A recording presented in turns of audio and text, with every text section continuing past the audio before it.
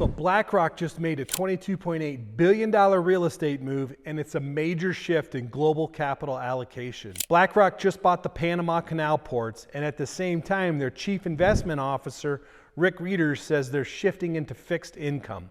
But why? Because the game is changing. By the end of this, you'll know exactly why BlackRock made these moves, what it means for private equity, what it means for real estate, and where investors should be looking next. Let's break it down. So BlackRock just spent $22.8 billion to buy the Panama Canal ports.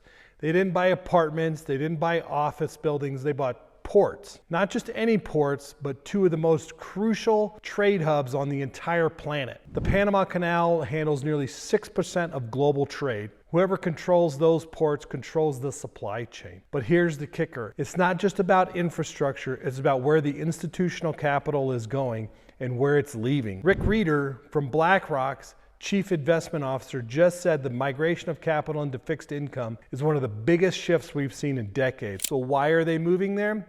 Well, interest rates are high, and that means that bonds and fixed income instruments are now over 5% returns with lower risk. Traditional real estate assets are struggling, like multifamily and office space are facing higher financing costs and lower institutional capital investors. Institutional investors want stability. Fixed income provides just that, without the volatility of stocks or traditional real estate. But that doesn't mean BlackRock is entirely pulling out of the real estate.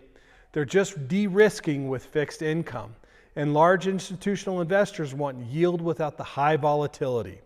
They're doubling down on high-value, long-term infrastructure plays, and fixed income means just that.